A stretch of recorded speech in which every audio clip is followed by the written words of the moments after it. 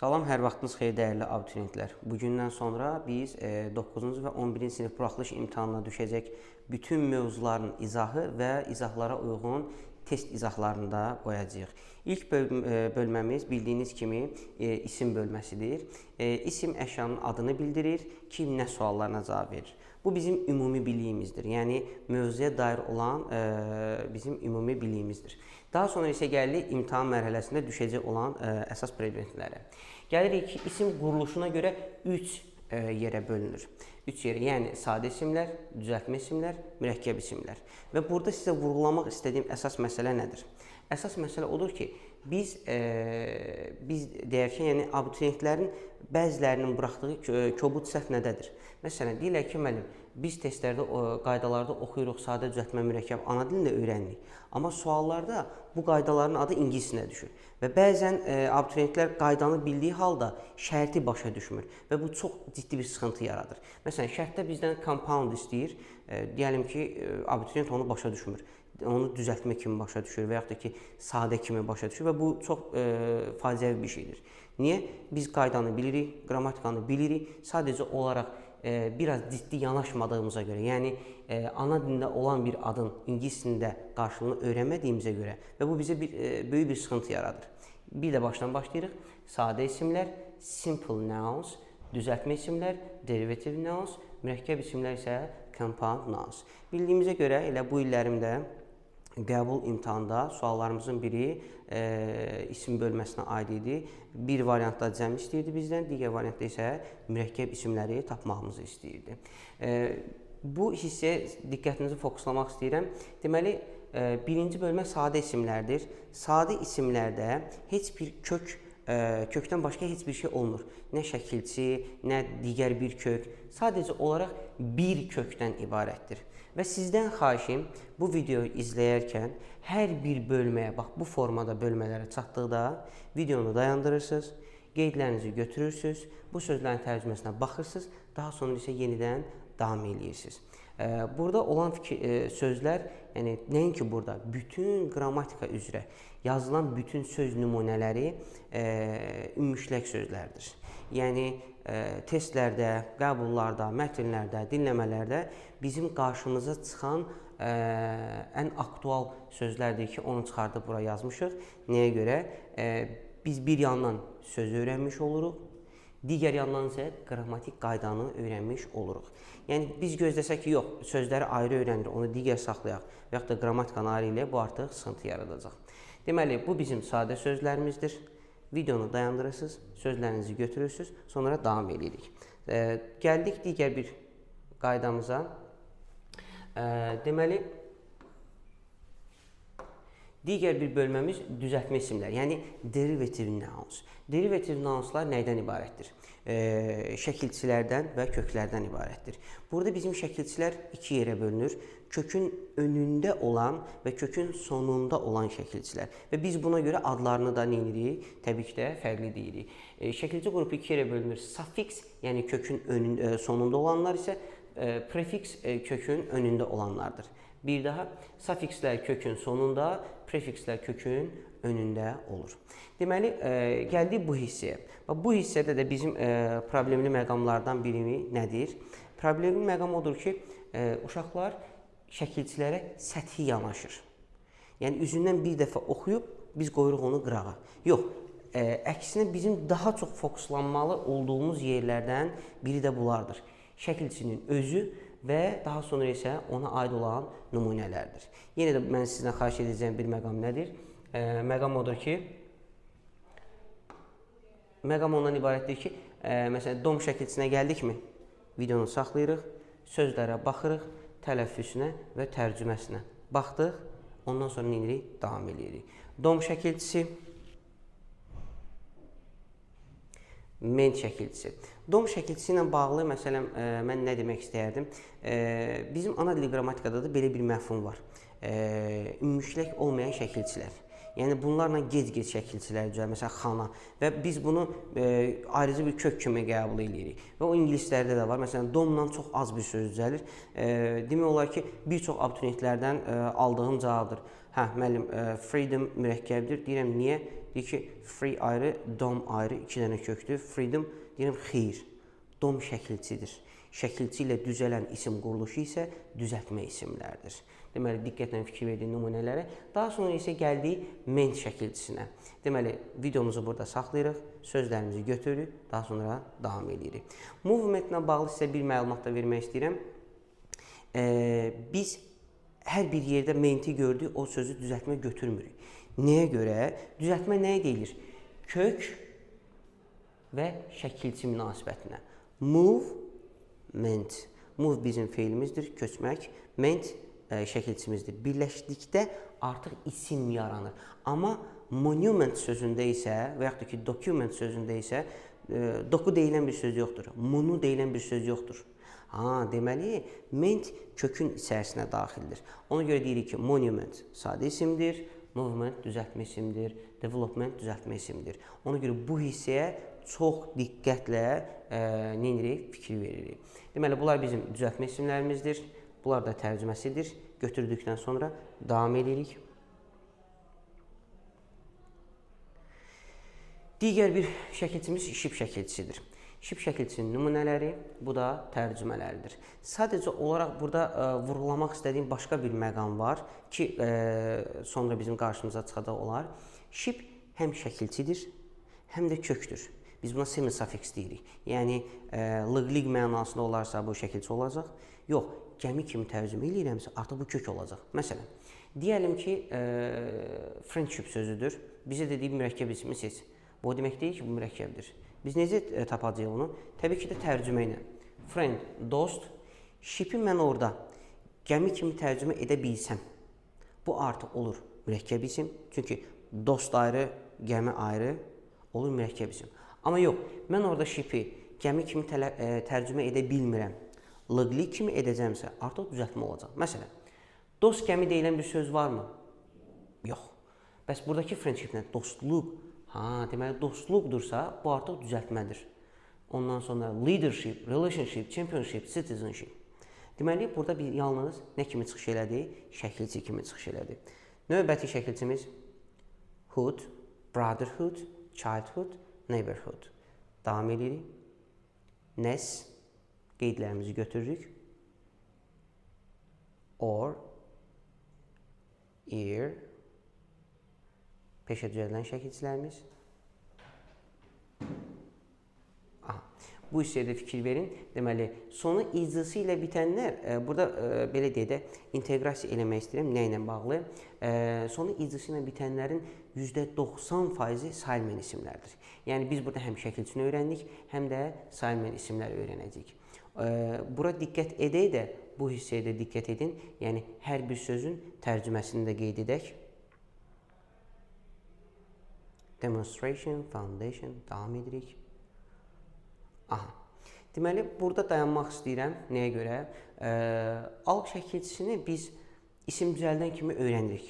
Amma bir dənə də məsələ var ki, digər nitq hissələrini artırdıqda al isim düzəldir. Məsələn, approve bəyənmək, approval bəyənmə isim olur. Düzdürmü? Amma buradakı bir məqam ondadır ki, bax fikir verin ki, al şəkilçisi ismi artırdıqda sifət əmələ gətirir. Biz digər nitq hissələrinə al artırsaq isim əmələ gətirəcək. Amma isimə artırsaq nə əmələ gətirəcək? Sifət əmələ gətirəcək. Bu hissəyə diqqətlə fikir veririk. Daha sonra davam edirik. And, S. Bir dənə buna fikir verin. S qadın cinsi düzəldir. Bu bizim nəyimizə lazım olar? Yəni bu nüansı niyə yadda saxlayaq? Əvəzlik dərsini keçəndə bizə çox böyük köməkliyi olacaq. Niyə görə? Məsələn, orada waitress yazır, altına xətt çəkir, bunu əvəzləyinə əvəzdə, variantın birində he yazır, birində she yazır. O zaman biz mütləq şəkildə bilməliyik ki, S-sı, yəni bu S qadın düzəldir, yəni qadın cinsini düzəldir. Waitress, actress, hostess. Davam edirik. Digər bir şəkilçimiz.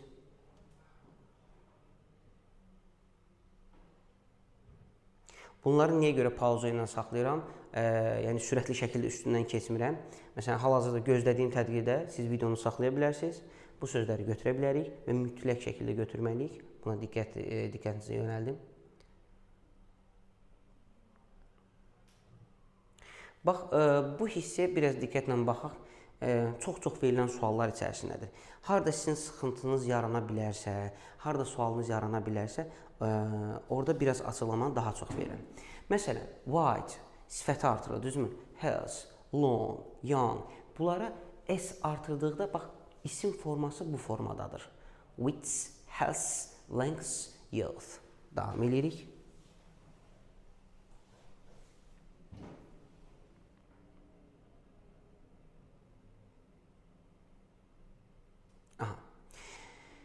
Demək olar ki, belə bir test formatı da var.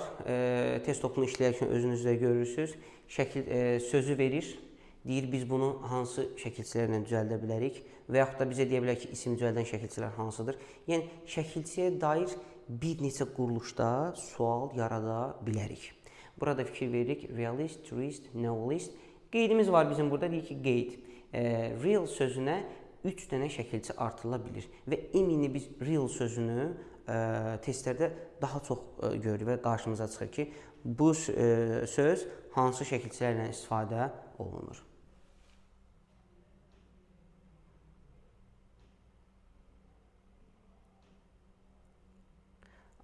Deməli, biz bura qədər gəldik, şəkilçilərimiz kifayət eləyir və əlavələrimizə başlayırıq. Baxın, bayaq vurğuladığımız məqam nə idi? Ship həm şəkilçi idi, həm kök, yəni müstəqil şəkildə bir söz idi. Biz dedik ki, əgər ship'i gəmi kimi tərcümə edə biliriksə, artıq bu iki kökdürsə, bu mürəkkəb isimdir. Yox, biz onu gəmi kimi tərcümə edə bilmirik. Onu lığlik şəkilçi kimi tərcümə ediriksə, bu nə olur? Düzəltmə isim olur. Fikir verin. Battleship.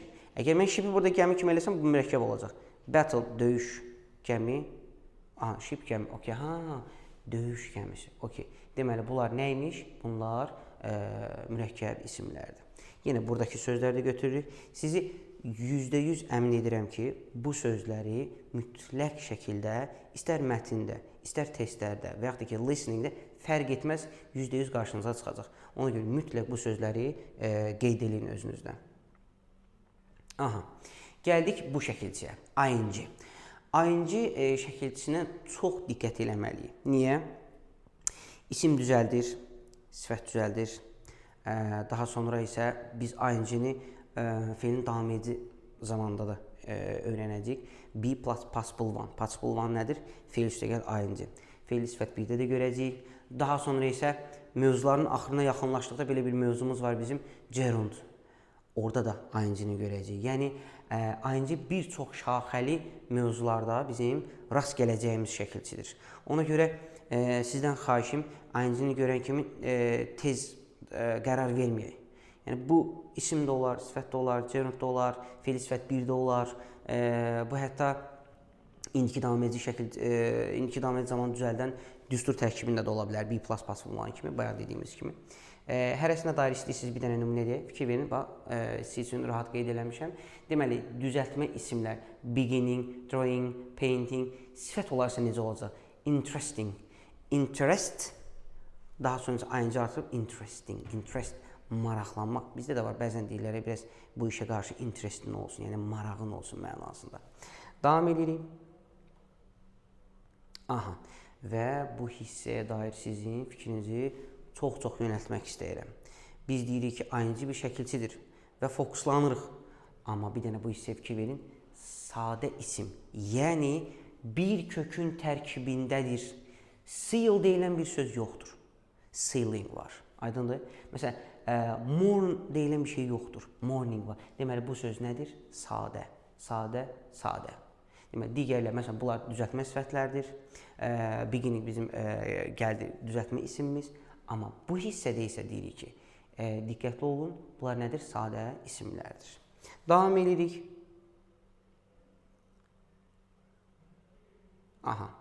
Deməli, burada da biraz dayanmaq istəyirəm. Niyə görə? Biz hal-hazırda isim dərsini öyrənirik, amma mövzuları bir-birindən əlaqəli formada keçməyimiz bizim, belə deyək, testləri daha yaxşı analiz etmə qabiliyyətimizi inkişaf etdirir. Niyə görə? Məsələn, biz burada öyrənirik ki, isim düzəldən şəkilçidir. Mən sizə indi məlumat verəcəm ki, eri biz başqa yerdə də görəcəyik. Onun adı nədir? sifətin müqayisə dərəcəsi. Sifətin müqayisə dərəcəsi tək hecalılar R-lə düzəlir. Bax, bu şəkilçi ilə. Çox hecalıların isə önünə mor artırırıq. Deməli, biz R-ə fokuslandıq. R həm isim düzəldən şəkilçi oldu, həm də sifətin müqayisə dərəcəsində biz R-i görmüş olduq. Ona görə biz artıq indidən biz bildik ki, sifətin müqayisə dərəcəsində düzəldir. Biz sifətə çatanda bu bizim üçün çox rahat olur. Niyə? Çünki biz dedik ki, biz bunu bilirdik. Davam edək. Müqayisə dərəcəsində bir nümunə göstərim. Düzdür, hələ ki bizim o mövzumuza var. Warm, isti, ilıq. Bəs onun müqayisəsi warmer. Big, bigger. Böyük, daha böyük, daha isti, daha mənasında. Deməli, gəldik hansı şəkilçimizə? Ment şəkilçisinə. Baxın, mən bunu əvvəl də vurğulamışdım ki, ment isim düzəldən şəkilçisidir. Düzdürmü? Deməli, menti harada gördümsə, mən bunu derivative noun kimi götürmürəm. Niyə? Çünki mentlə düzəlib o nə ola bilir? Sadə sözdə ola bilir. Niyə görə? Çünki ment ayrılmaz hissədir. Ayrılmaz hissədir. Yəni, doku deyilən, mono deyilən, mo deyilən bir müstəqil kök yoxdur. Deməli, ment bunun kök tərkibindədir. Fikir verin, bir kök altındadır. Bir kök altında olduğuna görə biz bunlara sadə isimlər deyirik. Və testlərdə də ən problemi məqam bilirsiniz nədir? Bu sözlərdən yazacaqlar. Və bu sözlərə çox diqqətlə fokuslanın. Davam eləyək. Deməli, bu hissəyə də biraz diqqətimizi yönəltmək istəyirəm. Buradakı məsələ nədir? Deyək ki, isim düzəldən şəkilçi olan Y, həmçinin sifət düzəldən şəkilçi kimi də çıxış eləyir. Necə? Biz deyirik ki, difficulty, çətinlik. Düzdürmü? Biz artıq fokuslandırdıq ki, Y ilə biz nə düzəldirik? İsim düzəldirik. Amma bir dənə bu hissəyə fikir verin. Frosty, windy, rainy. Bir dənə diqqət eləyin. Wind, isim. İsmə nə artırdım? Y şəkilçisi artırdım. Və oldu nə? Sifət, küləkli. Deməli, isimlərə artırılan Y şəkilçisinin əksərən nələr düzəlir? Sifətlər. Məsələn, rain, rain, rainy, wind, windy, frost, frosty. Davam eləyək. Sufikslərimiz bitdi. Bu qədər. İndi isə gəldi nəyə? Prefix. Prefix nə idi? Kökün önünə artırılan şəkilçilərimiz. Davam edirik. Və orada belə bir şey demək istəyir ki, prefixlər adətən sözün əksini yaradır. This, in, miss, an, in. Burada çox dayanmaq istəmirəm, çünki mövzunun materialı biraz uzundur. Ona görə saxlayıb sözlərimizi götürək, sonra qeydləri götürdükdən sonra davam edirik.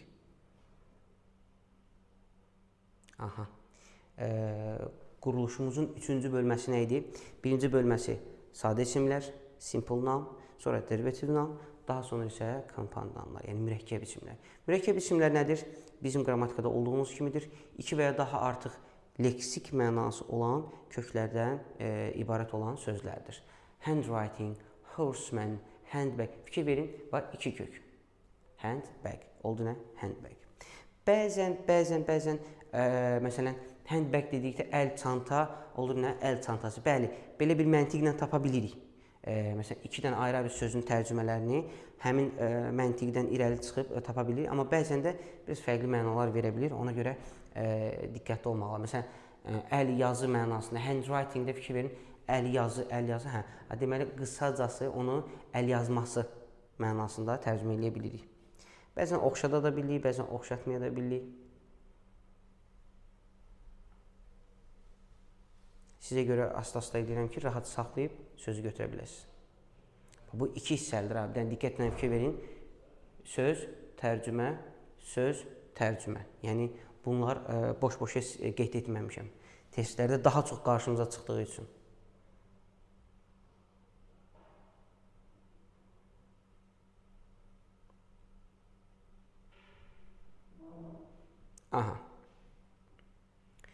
Sözlərimiz bitdi. Əzbərlənəsi hissələr. İndi isə gəldi nəyə? İsimlərin cəmləmə məsələsinə. Kəmiyyət. Kəmiyyət nədir? Say. Saya görə biz isimləri bölürük 2 yerə. Singular noun, baba, yenə də diqqətinizi yönəldirəm. Sözləri öyrənək, qaydanı öyrənərkən daha doğrusu onların ana dilində yox, ingilis dilində qarşılığını öyrənin. Niyə? Çünki şərtlərdə sizdə ingilis dilində yazacaq.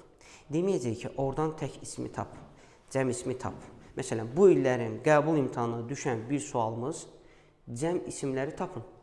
Bax, sualımız idi, qəbul imtahanına düşən sualımız.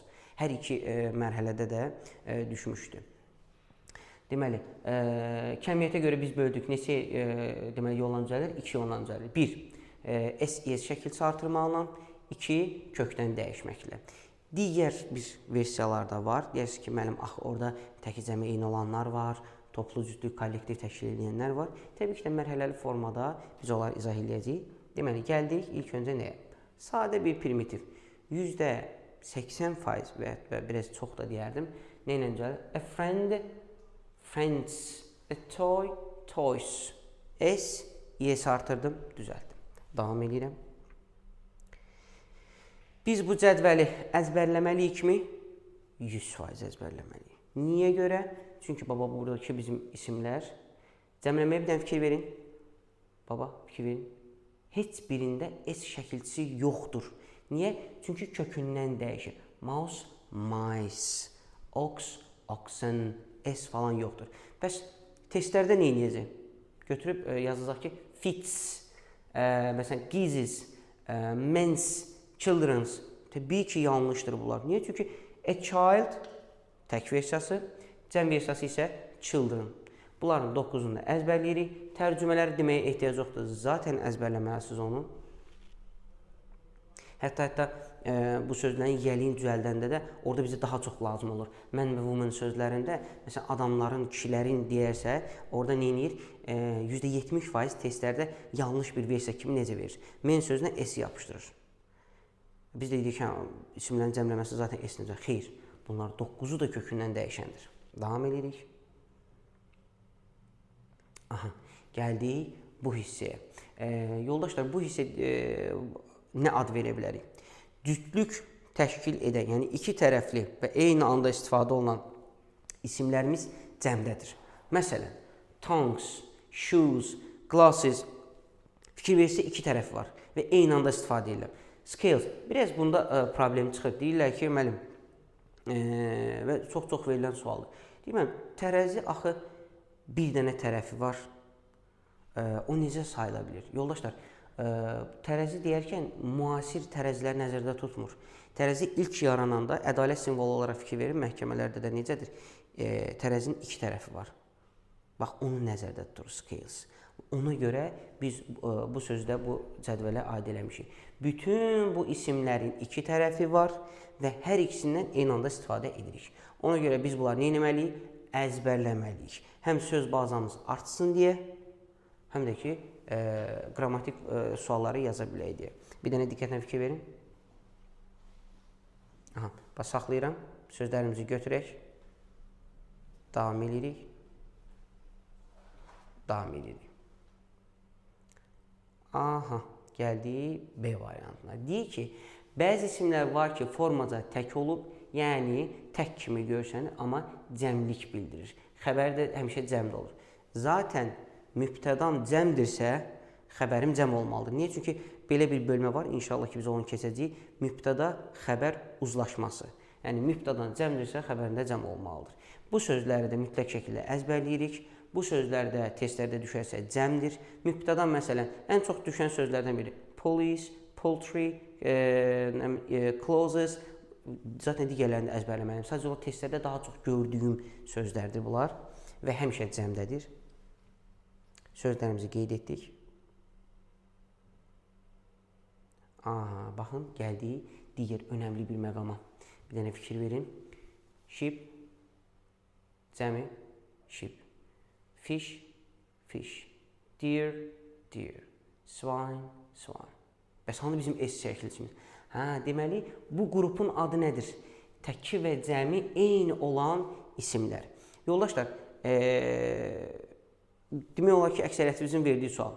Biz nə bilək ki, testdə və yaxud da ki, cümlədə bu deer sözü təkdədirmi, cəmdədirmi? Yoldaşlar, burada bir dənə çox qızıl bir qayda vurğulamaq istəyirəm. Mən dərsin önündə demişdim ki, mövzuları bir-birindən inteqrativ, yəni əlaqəli formada öyrənin. Yəni bugün bizim dərsimiz isimdir. Qəti şəkildə artikel varsa ona toxunmayaq və ya da sifət varsa ona toxunmayaq. Xeyr, əlaqəli şəkildə öyrənək ki, yəni qaydalar bir-birinə zəncirvari bağlıdır. Və bu bizdə yenə deyirəm, testin həll olunma sürətini necə artıracaq. Deməli fikir verib burada artikellər var, burada yoxdur. Niyə artikla fokuslanmalıyam? Bu bir qızıl qaydadır. Nədir qızıl qayda? Bunu mütləq şəkildə qeyd edin. N artiklı bərabərdir nəyə? Riyazi olaraq 1. Yəni N artiklını görmüş, bir rəqəmini görmüş, eyni şeydir. Deməli, N artiklı 1-ə bərabərdirsə və burada belə bir sizə qayda demək istəyirəm. N 1-ə bərabərdir. Hər bir sayılan tək ismin qarşısında %98% artikl olmalıdır və yaxud da rəqəm olmalıdır. Yəni, onun qarşısı boş ola bilməz. Məsələn, bu atıram. Məsələn, bizə dəqiqə üzr istəyirəm. Deməli, book sözüdür. Heç vaxt testdə bunu belə görə bilməzsiniz. Niyə? Çünki İngilis deyir ki, say sistemimiz 1-dən başlayır. Yəni, biz saymağa 1-dən başlayırıq. Və mənə de görün, bu kitabdan sənə neçə dənə verim. Biz düzdür, danışığımızda deyirik, mənə kitab ver. Amma İngilis heç vaxt orada onu book deyə vurğulamayacaq. Mütləq şəkildə ya qarşısında 1 deyəcək one book və yaxud da ki, bunun bərabərinə artiklı, book. Qısa bir izah verim, nəyə görə işlənir, nəyə görə N işlənir. Onunla bağlı sizə də bir sürətli şəkildə bir izah verim. Çünki artikl dərsini gözləsək, bizim böyük bir vaxtımızı ala bilər. Deməli, yoldaşlar, əgər söz, ilk hərfimiz, söhbət yazıdan getmir, tələffüz, bax bunu vurğulamaq istəyirəm, yazıda deyil, pronunciation, tələffüzdə ilk hərfimiz samitlə başlayırsa, biz ona artiklını artıracağıq, book, artiklını artırırıq, amma fikir verin.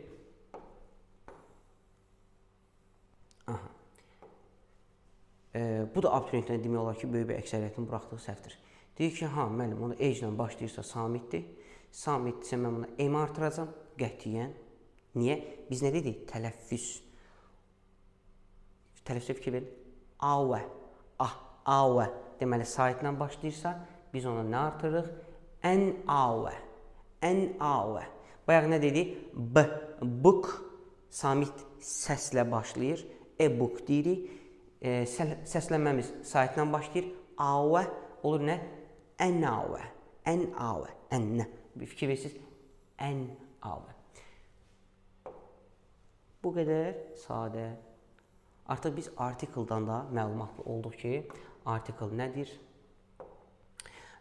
Deməli, yoldaşlar, sheep, fish, swine, deer. Təkdə də sheepdir, cəmdə də sheepdir. Biz bunu necə seçəcəyik? Əgər qarşısında artiklı varsa, artıq mən ürək rahatlığını izah edə bilirəm. Deyə bilirəm ki, sheepin qarşısında artiklını görürsənsə, bu təkdir. Daha sual verməyəcəksiniz ki, niyə müəllim? Artiklın orada nə kimi böyük funksiyası var? Artıq bilirik. Artiklın nə funksiyası var? Artiklı 1-ə bərabərdir rəqəm olaraq. Deməli, yazmış, 1 yazmış, eyni bir şeydir. Bəs qarşısında artikl olmasa, bəli, artikl olmasa bu isimlər cəmdir, artikl olsa bu isimlər təkdir və bəzi təyin-edicilər var ki, onlardan da seçəcəyik. İnşallah Quantifiers dərsinə çatanda biz orada öyrənəcəyik. Many, few, a few, several və s. Məsələn, mən gəlib many deer desəm, many'nin qaydasını deyəlim ki, əzbər bilirəm. Deyirəm ki, many nə istəyir? Many özündən sonra cəm isim istəyir. Deməli, many deer nə deməkdir? Cəm deməkdir. Bəs bunun qabağında varsa, tək deməkdir. Davam edirik. Bu formada sözləri götürün. Gəldik biz bu hissəyə. Burada bizə nə demək istəyir? Yoldaşlar, bu da demək olar ki, testimizin canıdır, qanıdır. Yoldaşlar, bunların hamısı sifətlərdir. Biz ana dil qrammatikada da öyrəndik ki, substantivləşmə Yəni sifətlərin isimləşməsi. Bəli, sifətlər isimləşə bilir. Necə isimləşir? Qarşısında fikir verin, burada EN artıqından söhbət getmir. Özəlliklər var. Bax, bayaq EN-in daha çox qabartdım.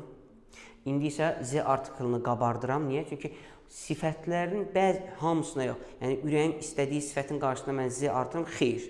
Yenə də bizim testlərdə çox görəcəyimiz sifətlərdir, yəni sözlərdir. Rich, varlı. The rich, isimdir. Necə isimdir?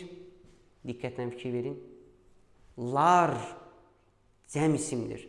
The rich, the poor, kasıblar, varlılar, körlar, karlar, lar, isimdir və cəm isimdir. Bu faktorlara bir dənə diqqətlə fikir verək.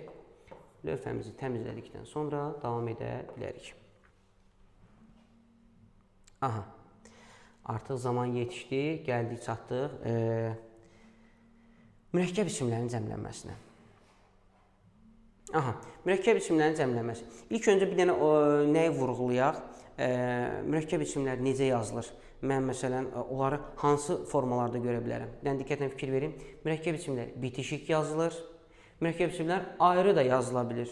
Mürəkkəb isimlər defislə də yazıla bilir. Deməli, 3 cür yazılış forması var. Defislə, ayrı, bitişik.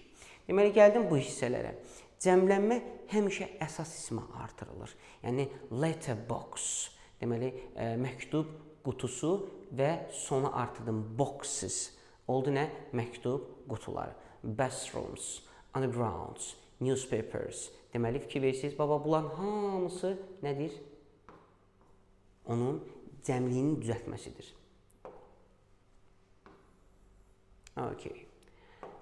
İndi gəldik əsas məsələyə. Nədir o əsas məsələ? Defislə yazılan məsələsidir. Bax, fikir verirsiniz, defislə. Mothers-in-law, passer-by, editor-in-chief. Yoldaşlar, bayaq mürəkkəb isimlərin cəmlənməsini düzəldərkən belə bir söz işlətdim. Cəmlənmə əsas ismə artırılır. Bax, bu çox önəmli bir nüansdır. Cəmlənmə əsas ismə artırılır. Məsələn, letterbox deyəndə məktub qutusu, deməli, box orada əsas idi. Hardan bildim? Təbii ki də tərcümədən bildim onu. Bəs burada əsas isim nədir? Fikir verin, mother-in-law, editor-in-chief, passer-by. Defisdən öndəki əsasdır. Mother əsasdır, passer, editor, bunlar əsasdır. Yəni, baş redaktor sözü redaktordan yaranıb. Yəni, oradakı əsas söz redaktordur. Ona görə də cəmləməmi nəyə artırıram? Əsas ismə, yəni defislə olarsa birinci ismə artırıram. Aha. Bu hissədə ayrıca vurğulamaq istəyirəm. Sonu men və woman ilə düzələnlər. Fikir verin, statesman, horseman, policeman. Yəni, burada da nədir? Bax, son sözlərə fikir verin. Men. Mən bunun cəmlənməsini necə düzəldəcəm? S şəkilçisi iləmi? Qəti şəkildə xeyr. Və testlərdə mütləq şəkildə yazacaq. Belə bir şey ola bilməz. Yanlışdır. Men kökündən dəyişəcək. Policeman, policeman. Yəni, fikir verin, kökündən dəyişdimi? S şəkilçisi qəti şəkildə artırıla bilməz. Yoldaşlar, bu hissəyə çox diqqətlə fikir verin. Davam edək. Aha, gəldik, çatdıq əsas məqamlardan birinə. Sayılan və sayılmayan isimlər. Sayılan, sayılmayan nə deməkdir? Tam doğru birlikdə deyək, belə deyək. Bu isimləri saya bilirəmsə sayılır. Məsələn, kitab 1, 2, 3, 4 kitab, 5 kitab. Deməli, bu sayıla bilir. Biz buna countable noun deyirik. Amma saya bilmirəmsə, bu sayılmayan isimlərdir. Belə bir qayda, belə bir %100 izah yoxdur ki, bunu tətbiq et, sən seçəcəksən, bu sayılandır, bu sayılmayan. Xeyr, işimizi rahatlaşdırmaq üçün biz belə bir qayda deyə bilərik. Bu da yenə də deyirəm, %100 deyil. Bir formaya, çərçivəyə, saya, kəmiyyətə malik olan isim sayılan isimlərdir. Yox, o bir forma, kəmiyyətə, sərhəddi yoxdursa, kəmiyyəti yoxdursa, bu isimlər sayılmır. Deməli, yenə də deyirəm, bu %100 bir qanun deyil, işimizi rahatlaşdırmaq üçündür. Və öncə vurğuladığım böyük bir məqam var idi. Nə idi o? Sayılan tək isimlərin qarşısı %98% boş ola bilməz. Ya sən artikel yazmalısan, söhbət hansı artikeldan gedir? EN artikeli. Ya da EN bərabərdir nəyə? 1. Ya E yazacam, ya 1 yazacam. Ya N yazacam, ya 1 yazacam. Fikir verirsə, orada mən 100% demədim. Niyə? 98% dedim. Bəs o 2%imiz nədir bizim? O 2% istisnadır. Bəli, sayıla bilən tək ola bilər, amma qarşısı boş olacaq. Hansı məqamlarda? Yoldaşlar, yəlik hal düzəldərkən və əvəzlikdən sonra mən baba fikir ver, yazıram car. Hanı artikel? Maşın sayılır axı. Təkdədir. Yoxdur. Niyə? Çünki bu yəlik hal və əvəzlikdir. Bəzən kitablarda görürəm deyir ki, yəlik əvəzliyindən sonra. Xeyr. Əvəzlikdən sonra ana qayda nədir? Əvəzlikdən sonra artikel gəlməz.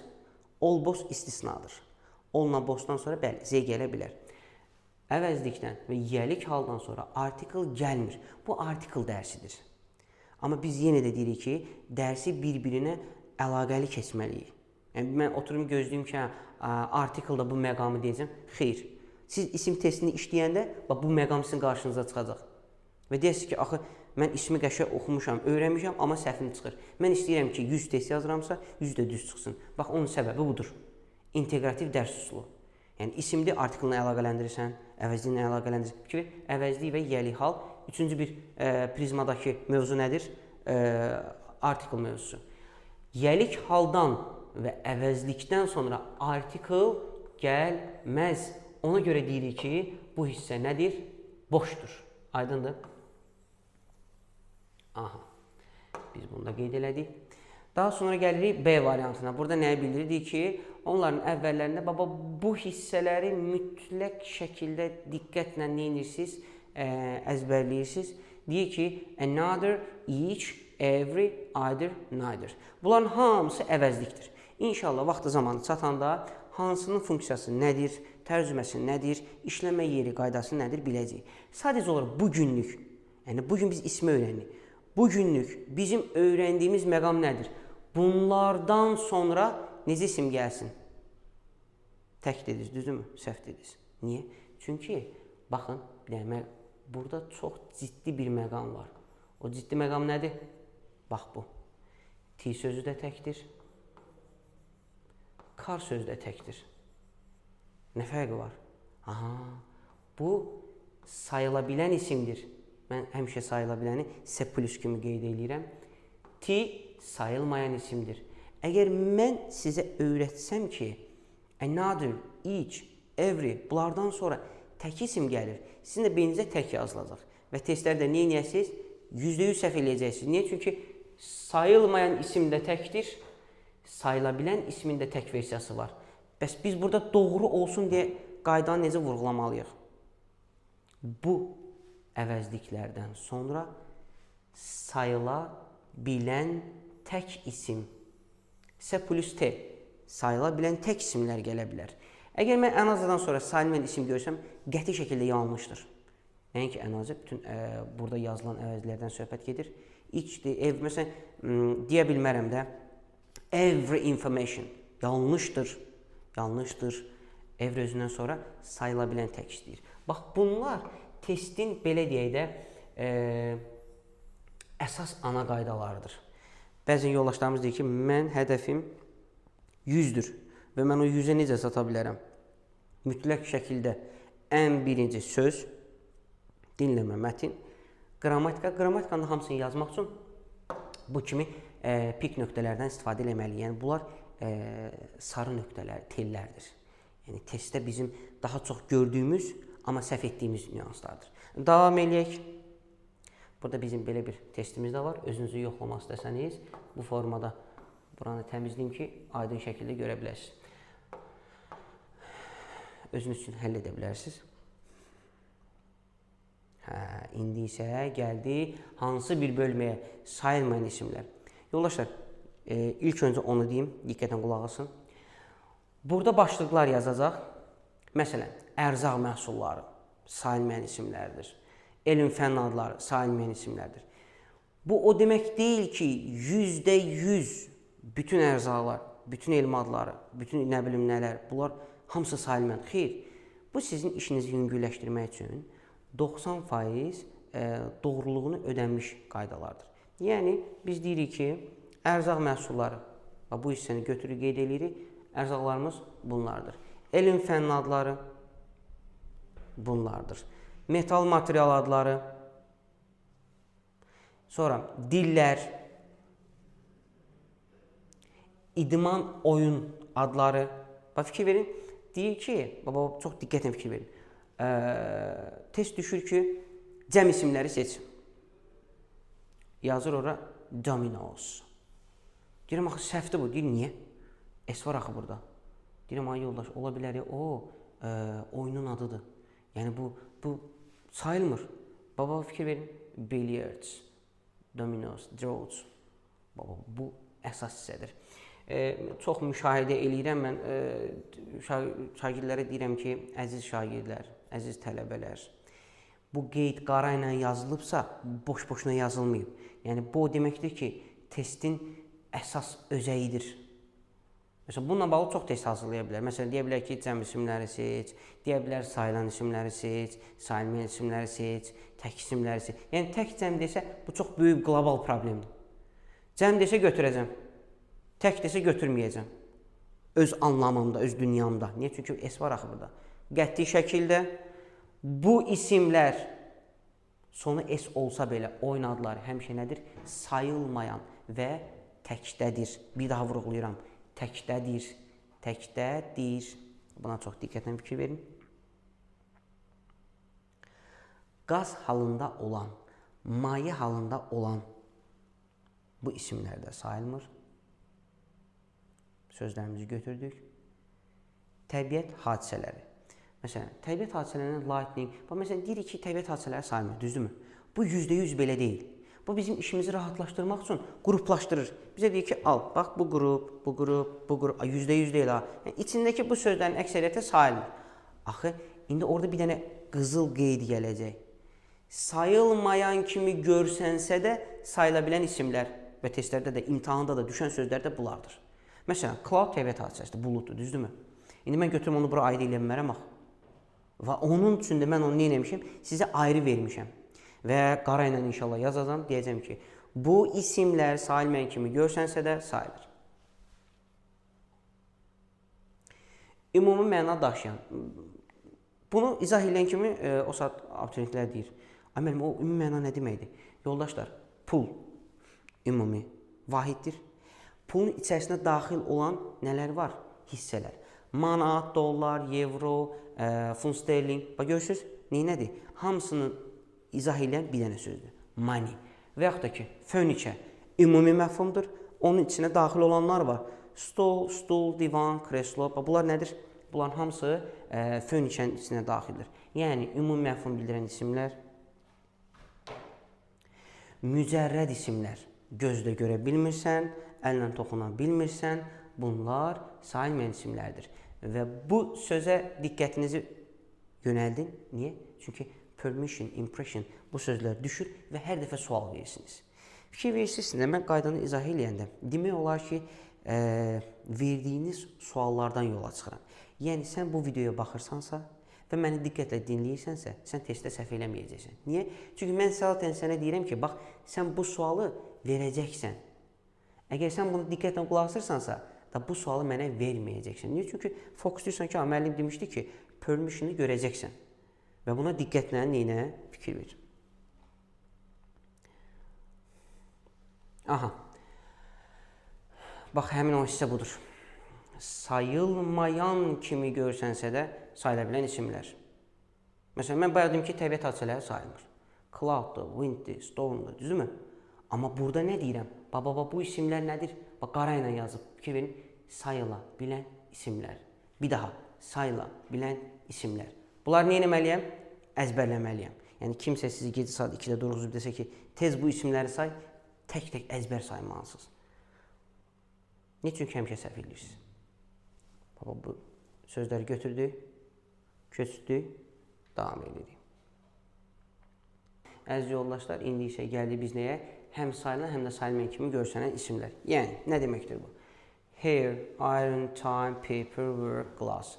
Bunlar bir mənada, bu mənada fikir verin, sayılmır, bu mənada sayılır. Saç kimi desək, nə olacaq? Sayılmır, tük kimi desək sayılır.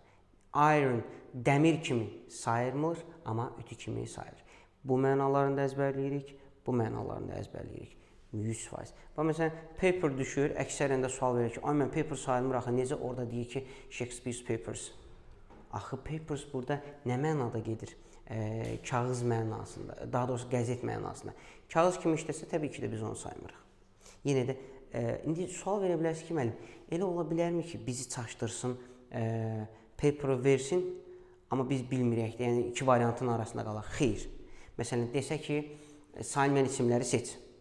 A variantında net olaraq yazıb information, sonra paper yazıb, ondan sonra deyəlim başqa bir söz yazıb.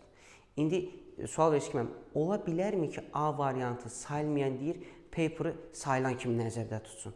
Yoldaşlar, qəti şəkildə belə bir şey ola bilməz. Testlərin variantı %100 aydın olmalıdır. Məsələn, orada yazıb ki, information, paper, bir dənə də yazacaq book. Deməli, A variantı şərtimiz nə idi? Sayılmayanları seç. Konkret olaraq həmin variant book sözünə görə səhv çıxdı. Yəni, mən buna görə oturub fikirləşmirəm ki, görəsən orada bizdən paper sayılan kimi istəyir, yoxsa sayılmayan kimi. Belə bir qaranlıq məqamlar ola bilməz. Buna diqqətinizi yönəldim. Yəni, heç bir narahatçılığa əsas yoxdur. Bu sözlərə də fikir verin. Deyir ki, tərcüməsi bizim dildə eyni, amma yazılışları fərqli. Məsələn, mahnı, musiqi eyni şeydir bizdə, düzdürmü? Song sayılır, müzik sayılmır. Məsələn, işlərə baxın. İş peşə, iş peşə. Bu da iş deməkdir, o da iş peşə deməkdir, fərq yoxdur. Job sayılan isimdir, work sayılmır. Buna diqqətlə fikir verin. Mail, email. Bir dənə i sözünə fərqlidir. Mail sayılmır, email sayılır. Numerativ sözlər. Numerativ sözlər nə üçün bizə lazımdır? Sayılmayan isimləri saya bilmək üçün müəyyən həcmə, formaya, kütləyə, formaya salırıq və biz onları rahatlıqla saya bilirik. Məsələn, deyirəm su, su sayılmır. Amma deyirəm bir butulka su. Sunu nə edim? Formaya saldım. Nəyin köməkliyi ilə? Numerativ sözlərin köməkliyi ilə. A piece of, a bowl of, a can of, a bunch of, a jar of, a pinch of. Deməli, bəs burada vurğulanası əsas məqam nədir? Əsas məsələ nədir? Fikir verirsinizsə, mən nə dedim? Numerativ sözlər nəyə lazımdır? Sayılmayan isimləri müəyyən bir həcmə salıb saya bilmək üçün. Yoldaşlar, bu o demək deyil ki, bu numerativ sözlərdən sonra 100% sayılmayan isim gələcək. Xeyr, bəzi numerativ sözlər var ki, belə eləyim, bu formada rahat götürə bilərsiniz. Bəzi numerativ sözlər var ki, onlardan sonra mütləq şəkildə cəm isim gəlməlidir. Məsələn, deyirəm ki, a pair of. A pair of nə deməkdir? Bir cüt. Cütün içində 2 dənədir. Mən necə a pair of shoe deyə bilərəm? Məcburam axı shoes demək. Niyə? Çünki a pair of həmin o numerativ söz özündən sonra gələn ismi məcbur eləyir ki, cəmdə ol. Və bunun kimi bir neçə numerativ sözlər var. A bucket of. Məsələn, bir buket. Buketin içində təbii ki də bir gül olmur. Bir gül olsa mən ona a flower deyərəm. Deməli, buketin içində çoxdur. A bucket of, a bunch of, a pair of. Bunların hamısı, yəni bu numerativ, bu 3-4 dənə var. Bunlardan sonra həmişə cəmdə qoymalısan. Tək qoya bilməzsən. A pairdən sonra tək gələ bilməz. İstəyir buket olsun. Cluster, salxı mənası. Məsələn, a cluster of key. Yanlışdır. Cluster halqa mənasındadır. Halqanın içində bir dənə asar olmur. Bir dənə olsa zaten cibimdə daşıyaram. A key deyərəm ona. Amma cluster dediyimə görə, a cluster of keys, a bucket of flowers, a bucket of flowers. Flower demirəm, flowers, S. Bir daha fikrimizi toparlayırıq. Numerativ isimlər nəydən istifadə elədim? Sayılmayan, məsələn, a bar of chocolate, chocolate sayılmır. Amma bar of deyirəmsə, deməli onu bir formaya saldım, saydım. Amma bu o demək deyil ki, bütün numerativ sözlər özündən sonra həmişə sayılmayan gəlir. Bu hissəyə çox-çox diqqətlə fikir veririk. Və testlərdəki böyük bir yaralı yerimizdir bizim. Aha. Sayılmayan isimlərin cədvəlləri. Yavaş-yavaş keçiriləcəm. Bu sözləri götürəcəyik. Vaxtımız çox getməsin deyə.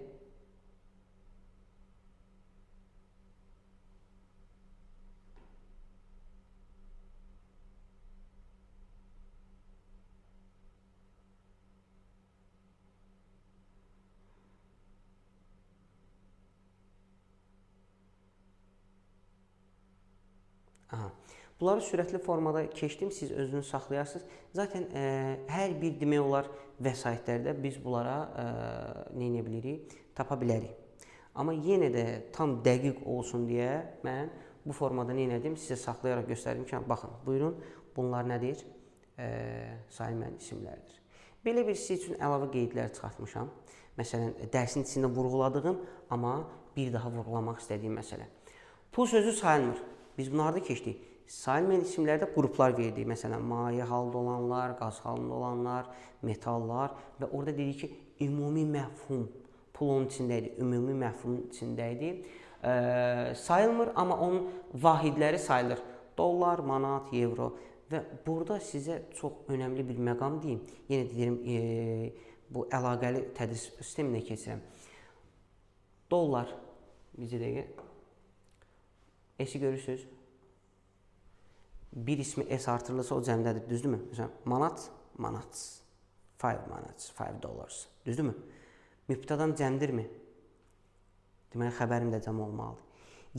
Yeganə konstruksiya budur ki, isim cəmlənir, S şəkilçisi var, amma bunların xəbəri nə olacaq? Tək. Pul vahidləri cəmlənəcək, amma cəmlənsə belə yenə də xəbəri tək olacaq. İstəyirsən $1, istəyirsən $10, yenə də o izdir ki, izdir. Nə bilim, vozdur, xəbəri təkdədir. Bu da çox önəmli bir məqamdır. Çox önəmli bir məqamdır. Yenə eyni bir qayda. Mebel sözü sayılmır, mebelin növləri sayılır. Divan, kreslo, stol, stul.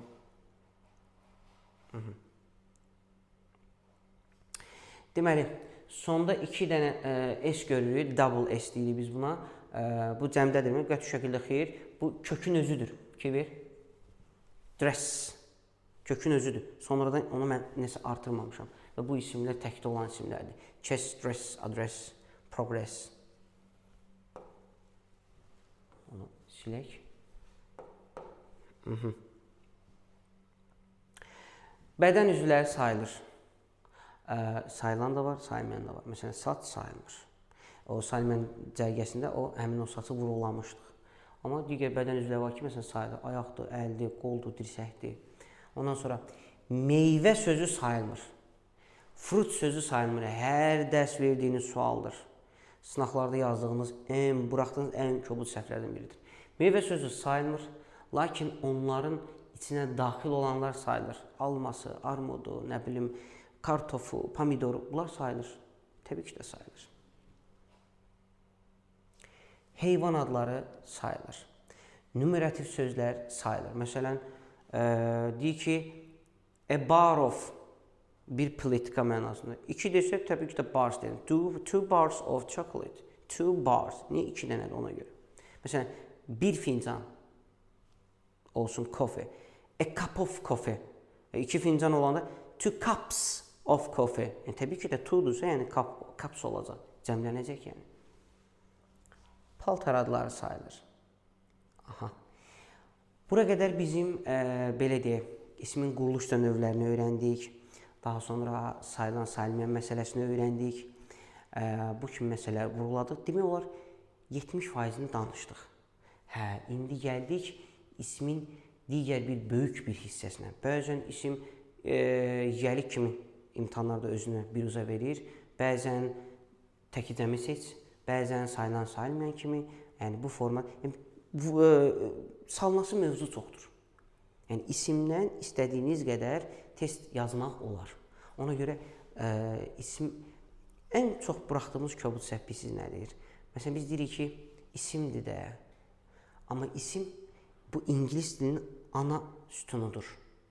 Yəni ismi bilirsənsə, digərləri zaten özü gələcək. Yəni bu belə deyək, qaydalar bir-birindən zəncirvari bağlıdır.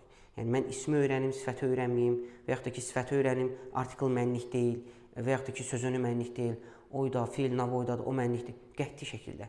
Əgər sən bir mövzunu bilmirsənsə, həmişə ondan əziyyət çəkəcəksən və digər qaydalara təsir edəcək. Məsələn, mən bugün ismi izah eləyə, sifətə də getdim, artikla da getdim, əvəzliyə də getdim, hətta mübtəda xəbər uzlaşmasına qədər, yəni mübtəda xəbərlə uzlaşma məsələsinə qədər getdim, çıxdım. Yəni əlaqəlidir, bir-birinə bağlıdır. Gəldik ismin adına. Verilən bir sual. Deyərsiniz ki, mən bunu yəni sual verən var. Bəli, var.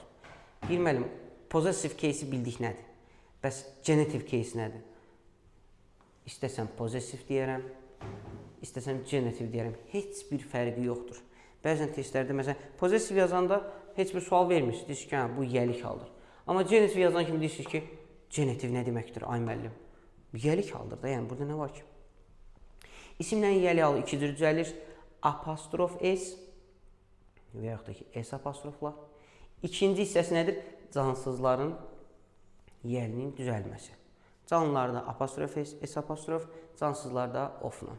Deyərsiniz ki, ay müəllim, bu 100% mi belədir? Yəni biz heç bir canlını ofla düzəldə bilmərik. Düzəldə bilərik. Bu bir qaydadır. 90-95%. Orada bir istisna var. Ola bilər, bəli. Məsələn, bunu əvəzlikdə eşidəcək, amma qoy yenə də deyim, bir nümunə kimi ki, fikrimiz aydın olsun. My friend, mənim dostum. Düzdürmü? Deyirik, mənim dostum. Yaxşı, bunu ofla vermək istəsəm, necə olacaq? Bax. My friend. Düzdürmü? Ofla vermək istəsəm, friend gələcək bura. Friend, my gələcək bura. Olacaq nə? Mine. Bu artıq əvəzlik biliyidir. My isimli yəli əvəzliyidir. İsim sizin yazıram. Olur a friend of mine. Baxın, canlıdır. Nəylə düzəltdim? Ofla. Yəni, belə bir istisnalarımız da var, yoldaşlar. Biz qayda öyrənərkən, bunu nəyə görə vurğulayıram? Bəzən testlərdə düşəndə, məsələn, ismi izah edirəm, deyirəm ki, cansızı ofla düzəlt. Mən indi əvəzliyə gəlib, a friend of mine məsələsini izah eləyəndə deyir ki, mən beynim qarışdı müəllim. Deyirəm, niyə? Deyir ki, axı siz demişdiniz ki, cansızlarla, oflarla düzəlir. Niyə siz o canlını düzəltdiniz? Baxın, mən artıq neynədim? Əvəzlik üçün özümə bir təməl qoydum, baza qoydum. Məsələn, siz biləcəksiniz ki, of cansızları düzəldir, bu bir qaydadır. Amma istisnalarda var. Okey, davam edirik. Aha. Bu məsələni biz ciddiyə almalıyıqmı? Bəli, bəli. Deyir ki, aşağıdakı hallarda həmişə %100 nəylə düzəlir? Apostrof daha sonra nəylə gəlir? S-lə gəlir. Məsələn, tək halda olan isimlə yəlik halı apostrof S-lə düzəlir. Oğlan təkdədirmi? Nə olacaq? S apostrofun sağında olacaq. Cəmdə olsaydı S ona yapışardı. Amma neyinir? Hal-hazırda yapışa bilməz. Niyə? Çünki bu təkdədir. İkinci məqam. Bunlar mənə tanışdır. Hardan tanışdır? Yadınıza gəlir. 9 dənə isim saydıq. Cəmlənməsi kökündən dəyişir. S şəkilçi qət şəkildə birləşmir. Child. Cəmlənəndə necə oldu? Children. S ona birləşə bilmədi. Həmişə nə olur? Apostrof S. Testlərdə bizi çaşdırmaq üçün necə yazacaq? Children's apostrof. Qəti şəkildə yanlışdır. Belə bir şey yoxdur. Təki, cəmi, eyni olan isim. Dear. Təkdə də deyirdi, cəmdə də deyirdi. Bəs testdə necə yazacaq? S-i birləşdirəcək. Yanlışdır. Dears apostrof yoxdur. Dears apostrof yoxdur. Davam edirik. Mürəkkəb isimlərin yəlik halını düzəltmək üçün axırıncı sözə apostrof S artırılır. Bir dənə fikir verin. Bax. Burada məsələ nədir? Buradakı məsələ ondan ibarətdir ki, yoldaşlar, deyir ki, editor-in-chief, my father-in-law, məsələn, mən qaynatam və yaxud da ki, editor, baş redaktor. Bunların yəlini düzəltmək istəyirəm, problem deyil. Bax, mürəkkəb isimdir, hara artırdım? Sona. Baxın, baxın, baxın, baxın. Hamısında. Və sizə bir məqamı vurğulamaq istəyirəm. Fikir verin. Əslində bu kitabda var, sadəcə olaraq konspekt etmək lazımdır. Biz isimlərin cəmini öyrənərkən, söhbət mürəkkəb isimlərdən gedir. Mürəkkəb isimlərin cəmini öyrənərkən bir ifadə işlətdim. Nə dedim? Mürəkkəb isimlərdə cəm şəkilçisi əsas ismi artırılır. Baxın, əsas ismi artırılır. Nə deməkdir bu? Bu o demək deyil ki, ancaq ikinci artır, birinci artır. Belə bir şey yoxdur. Əsas isim nəticə odur. Məsələn, suitcase, əsas isim case'dir, cases. Düzdürmü? Bəs editor-in-chief sözündə əsas isim hansıdır?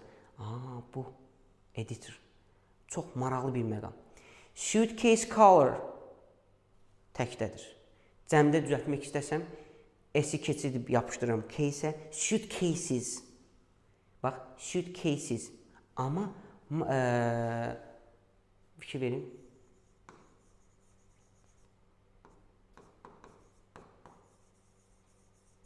Bax, buradakı məqam nədir?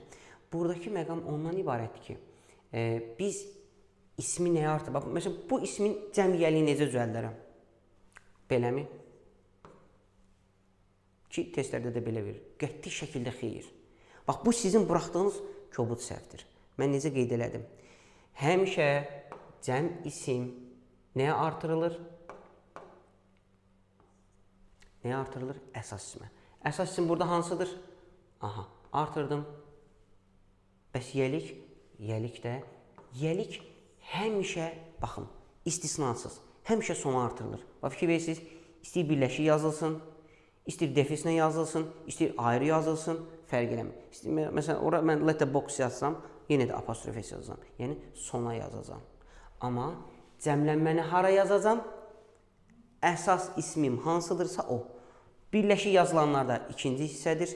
Defislə yazılanlarda birinci hissədir. Onda bu cəm formasının yəliyidir. Bəs tək formada necə olacaq? Bax, bu formada.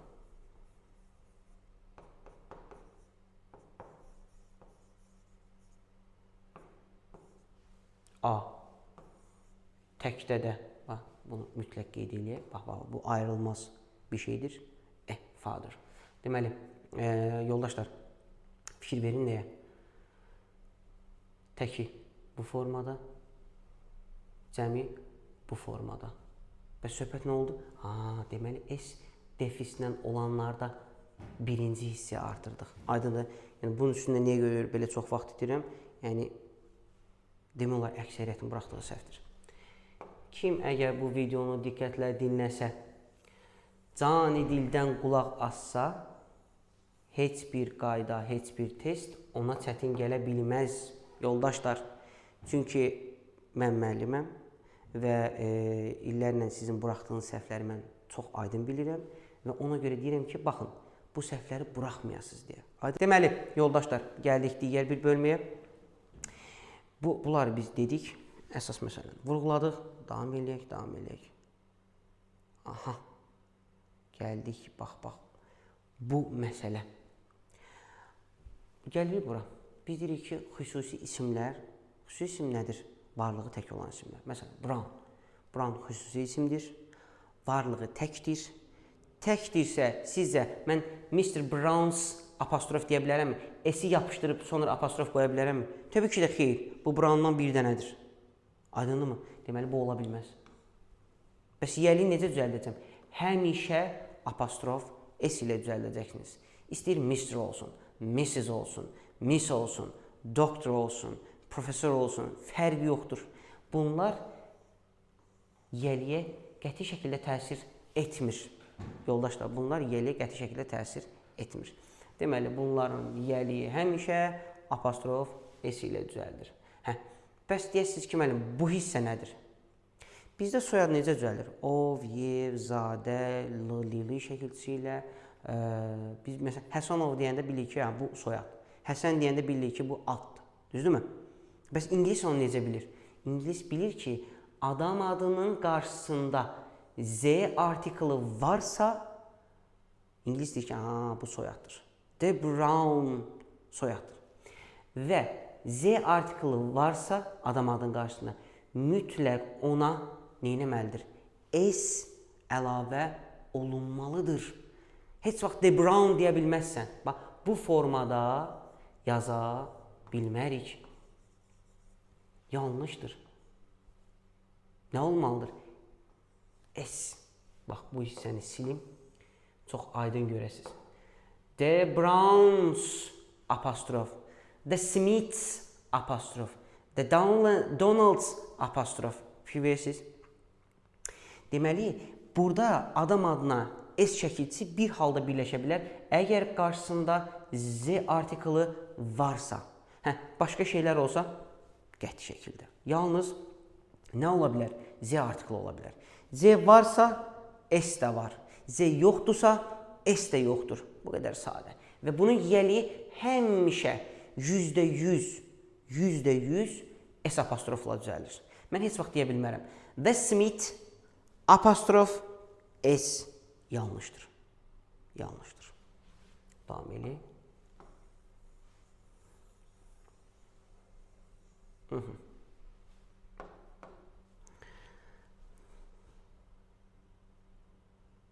Testlərimizin gözü. Nədir o gözü? Today, yesterday, tomorrow, tonight, last night, today. Zaman, məsafə bildirən isimlərin yəli halının düzəlməsi. Deyirəm ki, today's meeting. Bugünkü iclas. Deyirəm, bunu heç vaxt S today-ə birləşə bilməz. Deyir, niyə müəllim? Bunları əzbərli. Əzbərləməyə ehtiyac yoxdur. Gəlin bir dənə bunu tərcümə eləyək. Today's apostrof meeting. Bugünkülər iclas. Mənalıdır. Mənası var bunun? Yox. Dünənkilər konferans. Sabahkılar xəbər. Yanlışdır təbii ki də. Deməli, tərcümə baxımından, leksik baxımından mənalı olduğu üçün ona görə apostrof S artırıram. Mən buna S-i birləşdirə bilmərəm. Və testlərdə necə səhv buraxacaq? Today-ə S-i yapışdıracaq, last night-ə S-i yapışdıracaq, tomorrow-ə S-i yapışdıracaq. Qəti şəkildə bunlar yanlışdır, yol verilməzdir. Məsələn, bugünkü qəzet Today apostrof S newspaper. Düzdürmü? Today's apostrof newspaper. Yanlışdır təbii ki də. Mən necə deyə bilərəm ki, bugünkülər qəzet mənasızdır. Ona görə bu hissəndə nə etdik? Artıq keçmiş olduq.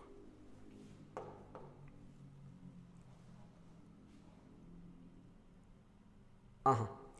Gəldim bu hissəyə. Bu da bizə tez-tez düşən və verilən suallardandır. Deyək ki, mənim miles distance. Bəs mən onu cəmdə etsəm? Təbii ki, cəm. 5 varsa S əlavə olunur. 5 miles distance.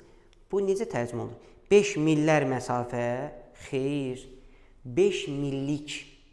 Məsələn, 6 kilometrlik yol. 4 saatlıq iclas. Məsələn, hour-ı artırın, düzdürmü? An hour, düzdürmü? Orada bir dənə mexaniki səhv gedib, yox, an olmalı idi. An hour, düzdürmü? Gətirməm burada 6 hours, 6 saatlıq yol. Baxın yoldaşlar, burada bir dənə qulağını qoyun. Sonra deyirsiniz ki, ay müəllim orada səhv etmişsiniz. An hour, düzdürmü?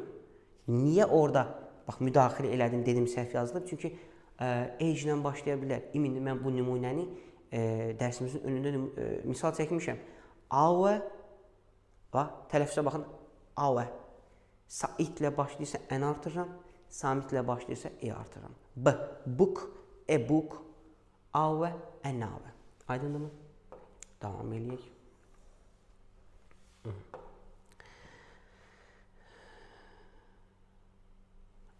Bu hissəyə demək olar ki, fikrimi tamamilə yönəltmək istəyirəm.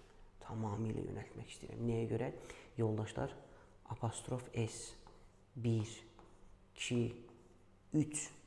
3 dənə ox var. Apostrof S həm is, həm has, həm də yəlik hal deməkdir. Yəlik hal deməkdir. Bəs yaxşı, mən nə bilim ki, bu izdimi, həzdimi, yəlik halımı. Biz hələ qaydanın, belə deyək də, ilkin addımlarındayıq. Mən zaman keçməmişəm, mən zaman bilmirəm, həz nədir bilmirəm, iz nədir bilmirəm, passiv nədir, bitmiş nədir. Bu barədə bir anlayışım yoxdur. Və test yazmalıyam. Mən seçməliyəm ki, apostrof S orada yəlikdir. Və necə seçim olur? Təbii ki də Apostrof S-dən sonra bax, bu bizə lazım olan əsas ana fiqurdur. Apostrof S-dən sonra isim gələrsə, bu nədir? Bu yelik haldır. Mən bunu izah edəndən sonra əziz abituriyentlərimiz mənə sual verir. Deyir, ay müəllim, və yaxud da ki, testdə səhv yazanda mütləq şəkildə deyir ki, müəllim, siz dediniz ki, apostrof S-dən sonra isim gələrsə, bu yelik haldır. Bəs yaxşı, bu at Susan'dır, at my aunt'dır, teachers'dır, florist'dir, dentist'dir. Bunlardan sonra isim yoxdur. Sən niyə onu yelik hal sayırsan? Burada məntiqi izah var. Yoldaşlar, ingilislərin sevdiyi bir şeydir. Əgər speaker and listener, danışan və dinləyənə danışılan əşya və ya şəxs, obyekt fərq etmir. Məlumdursa, o onu təkrar işlətmir. Məsələn, istər burada olsun, istər bax, biz bunu əvəzlikdə də vurğulayacağıq. Sam eni məsələsində. Deyir ki, süd yoxdur və yaxud da ki, süd var. Zəhmət olmasa biraz al. Please buy some nöqtə. Zəhmət olmasa biraz al. Nə alım? Süd alım. Hardan bilsən? Çünki əvvəlki cümlədə dedim ki, südümüz yoxdur. Və yaxud da ki, südümüz var. Bax, o söhbət süddən getdiyinə görə təkrara yol vermirəm. İkincidə atdım. Bax, burada da, məsələn, deyirəm ki, xalam gildəyəm. Nəyində? Evində. Bunu mən də bilirəm, sən də bilirsən, bir insanın evində olarsan. Bax, bu house mənə də, sənə də məlum olduğuna görə təkrar işlətmirəm. Ona görə də yazmıram. At my apostrof. Bitdi. Xalam gildəyəm. Aydındır. Buna görə də bunun adı nədir? Müstəqil yelik hal. Müstəqil yelik hal. At Susan's, at Butcher's. Bax, deyir ki, hardasan? Deyir, dentist. Diş həkimində. Diş həkiminin nəyində olarsan? Yəni, diş həkimindən dişini düzəltmək üçün hara gedərsən? Klinikə gedərsən də, düzdür, ofisinə gedərsən. Bunu mən də bilirəm, sən də bilirsən. Yaxşı, ikimiz də biliriksə, mən niyə burada ofisi işlədim? İşlədə bilərəm, o heç. Amma testlərdə işlətməyəcək. Və bu yelik haldır. Aydındır?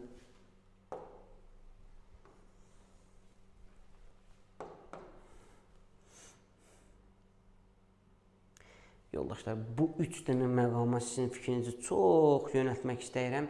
Deyir, mağaza bildirən isimlərin cəm forması olmur. Bax, bu testlərin demək olar canlıdır. Düşür və cəmləndirir. Xeyr, qəti şəkildə olmaz. Bunlar cəmlənmir. Aydındır?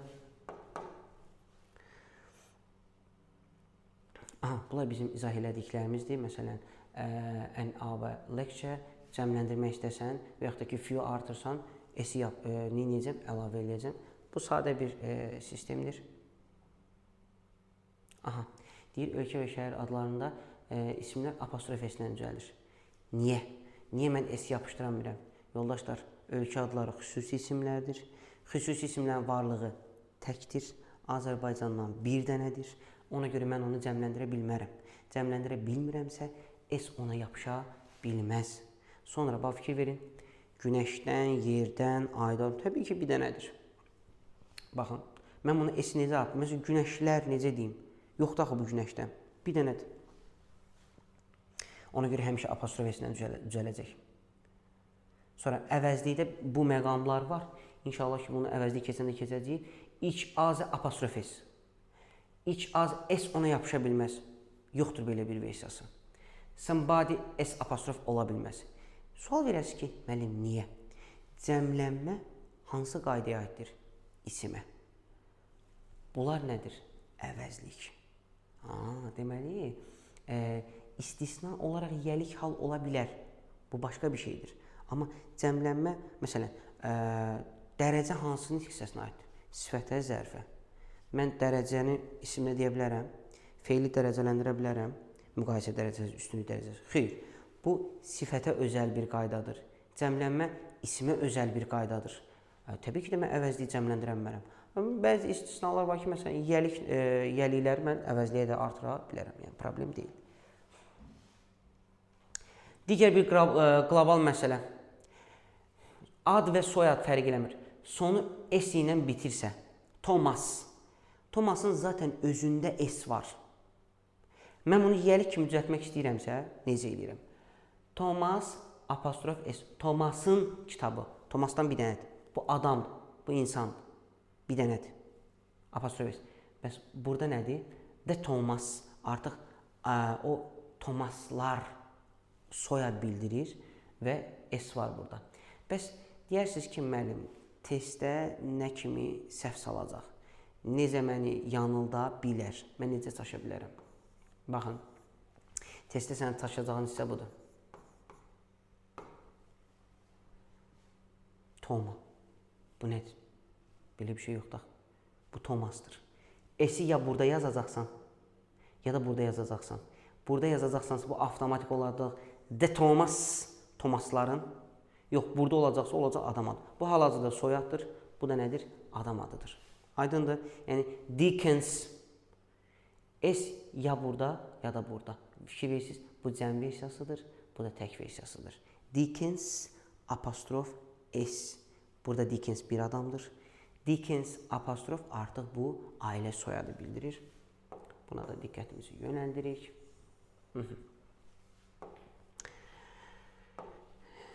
Gəldik biz ən son nəyə? Ortaq yiyəlik hala. Ortaq yiyəlik nə deməkdir?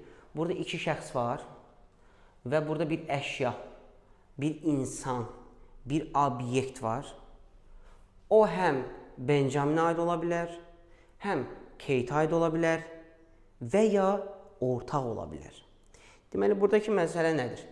Əgər bu mənzil, bu mənzilin içində həm Kate, həm Benjamin yaşayırsa, deməli, bu mənzil bir dənədir, ikisi də eyni mənzildə qalır. Və bu ortaqdır. Kate and Benjamin's flat. Kate və Benjaminin mənzili. Əgər ortaqdırsa, mütləq şəkildə nə edirəm? Apostrof S-i ən sona qoyuram. Ən sonda kim dayanır? Benjamin. Ən sonda kim dayanır? Mary. Məsələn, desəm ki, Jane and Mary's mother. Mən nə başa düşürəm? Mən o saat başa düşürəm ki, Jane ilə Mary ya iki bacıdır, ya iki qardaşdır, ya bacı qardaşdır. Anaları bir dənədir. Anası bir dənədirsə, bunlar eyni ailə üzvündəndir. Jane and Mary. Bunlar iki bacıdırlar. Niyə? Çünki bir dənə ana var. Amma yox, mən Jane-ə də apostrof S yazsam, yəni Jane-in ayrı apostrof S-i, Mary'nin ayrı apostrof S-idirsə, deməli Jane-in anası ayrıdır, Mary'nin anası ayrıdır. Və burada həmişə S olacaq.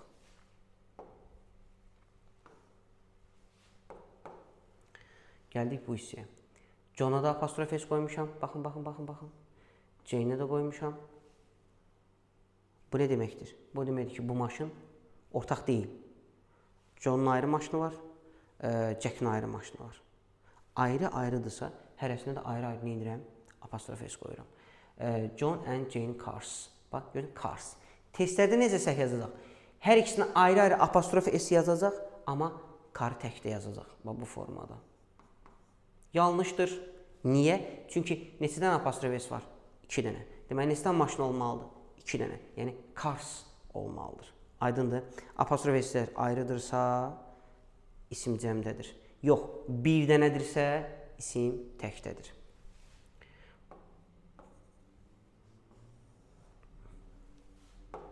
Davam edirik. Baxın, bayaq mən sizə nə dedim? Dedim ki, 2 apostrof S varsa, 2 dənə adam var və yaxud da ki, əşya var. Bir dənə apostrof S varsa, bir dənə var. Bəs yaxşı yoldaşlar, mən belə bir şey yaza bilərəm. Tom and Kate apostrof S ears. Düzdürmü? Yaza bilərəm? Yox. Niyə? Çünki Tomla Kate'in ortaq qulağı ola bilməz. Tomla Kate'in ortaq qolu ola bilməz. Mümkün deyil. Çünki onun ayrı qolu var. Ha, deməli, bədən üzvləri ortaq ola bilməz. Məcburən mən burada bədən üzvləri görürəmsə, 100%, bir daha deyirəm, 100% ayrı-ayrı qoymalıyam. Belə yazsa yanlışdır. Qəti şəkildə götürmürəm. Mümkün deyil. Ayselin ayrı, Aydanın ayrı nəyi var? Saçı var. Deməli, yoldaşlar, belə bir şey deyim. 2 dənə apostrof S var, düzdürmü? Neçə dənə saç olmalıdır? 2 dənə. Saç cəmlənə bilmir yoldaşlar. Buraxdığınız mexaniki səhvlərdir ha. Bu isim sayılmırsa mən bunu necə cəmləndirim? Məsələn, deyərəm, Aysel ilə Aydanın qolu. Arms. Məsələn, feet. Foot oldu, nə feet? Cəmləndirdim də. Cəmləndirə bilir. Amma bu saçı cəmləndirə bilməm axı. Məsələ bitmişdir.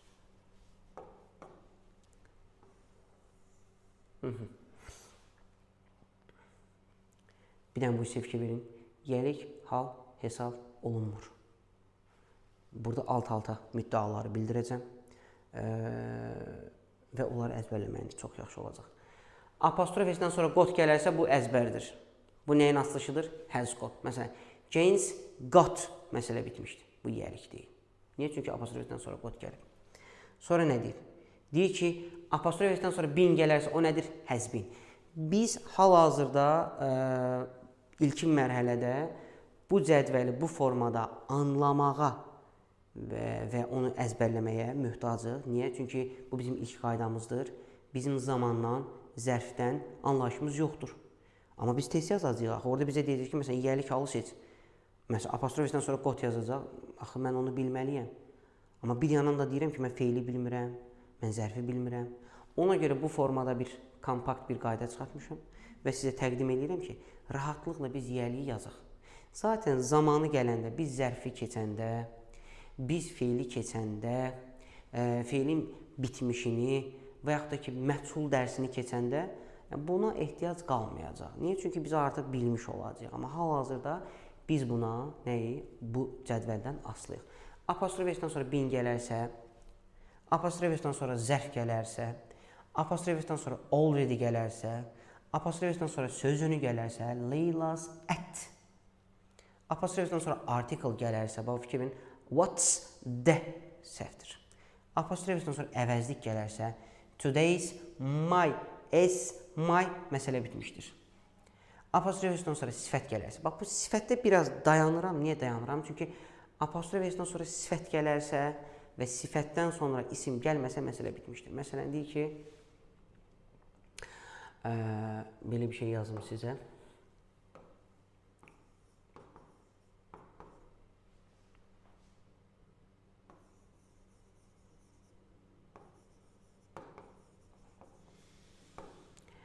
Ali's clever friend.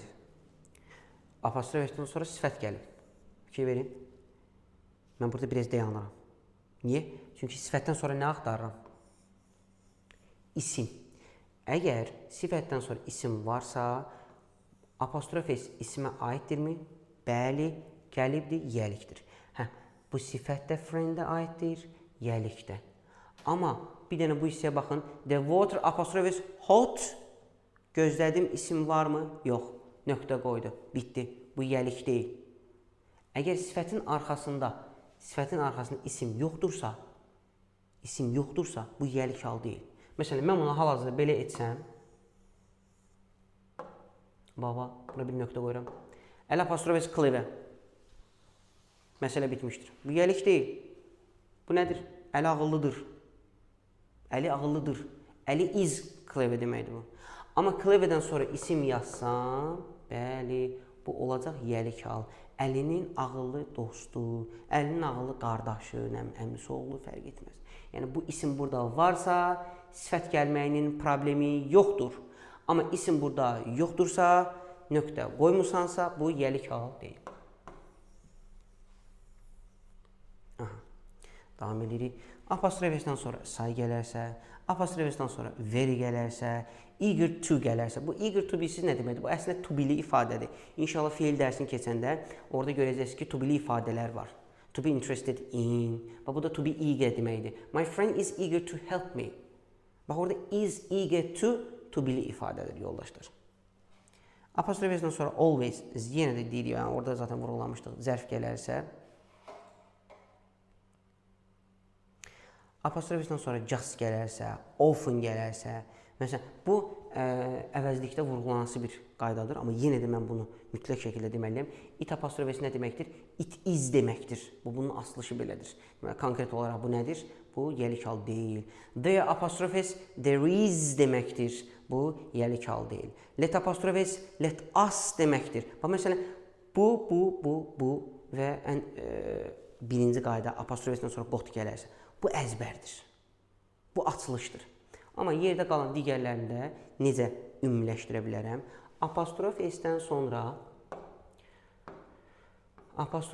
sonra isim gələrsə yelik haldır, gəlməsə yelik hal deyil. İstər always olsun, just olsun, article olsun, sözün olsun, əvəzli olsun. Görürsünüz, hamısını çıxardıb atıram. Niyə? Çünki isim deyil. Amma bunlarda məcburam. Məsələn, their apostrophes, mən bilməliyəm ki, o nədir? Let apostrophes, məcburam. Let us deməkdir. There is deməkdir. It is deməkdir. Apostrophes got, has got deməkdir. Apostrophes here is deməkdir. Apostrofesdən sonra not gələrsə, not isim deyil, atdım, bu yelik hal deyil. Participle 1 gələrsə, fe'l sifət 1, fe'l sifət 2 gələrsə, bizdə fe'l sifətin bir versiyası var, ingilislər sadəcə onun participle 2 və participle 1 deyə iki hissədə vurğuluyur. Apostrofesdən sonra ing-li gerund gələrsə, fərqi yoxdur. Bax, bu da apostrofes found of, to be found of deməkdir. Fikir verdiniz? To be found of. To be ifadədir. İnşallah biz o to be'ləri keçəndə öyrənəcəyik. To be interested. Fikir verin. Thomas interested in politics. Və to be ifadə necədir? To be interested in. Aydındır. Bunlar bizim danışdıqlarımızdır. Testdə olan qeydlərdir. Bu formada saxlayacağım. Qeydlərimizi götürək. Bu bizim bir testlərimizdir. Çox sizi yormaq istəmirəm. Bütün danışdığım əsas məlumatlardır. Məsələn, burada deyir ki, polis sözü həmişə cəmdədir, düzdürmü? Police was, has, helps. Buna dair sizə nə qayda deyə bilərəm? Yoldaşlar, bayaq bizim vurğuladığımız məqam nə idi? Biz fe'l keçməmişik, amma testlərdə cəm isimə mən necə xəbər verim? Xəbəri necə bilim təkdir, cəmdir? Belə bir düstur göstərirəm sizə. Bunu bilməyiniz bu etapda bizə kifayət edir. Is, was, has, bütün feillərdə s, bax, istəyirsiniz bunun rəngini seçin, biraz da qırmızı formada eləyin, baxın. Feillərdə s olarsa, bu necə feillərdir? Tək. Bəs are, were, have və s olmasa cəmdir. Yoldaşlar, özlə fikir verin, xaotik şəkildə yazmamışam, sxematik şəkildə. Is təkdir, is'in cəm versiyası are'dır, is'in cəm qarşılığı are'dır, was'un cəm qarşılığı were'dir, has'in cəm qarşılığı have'dir, right'sın cəm qarşılığı right. Bir dənə burada diqqətlə fokuslanın. Biz öyrənmişik ki, isimlərin cəmlənməsini necə düzəldirəm? S-lə, düzdürmü? Feildə də onu görəndə deyirəm ki, right cəmdir, xeyir. Baxın, diqqətlə vurğulayıram. Əgər feildə s varsa, bu təkdir, feildə s yoxdursa cəmdir. İsimdə, bu elə bir ki, isimlə feil tərs mütənasibdir. Bir-birinə əks qaydadır. İsimdə s var, cəmdir. Feildə s var, təkdir.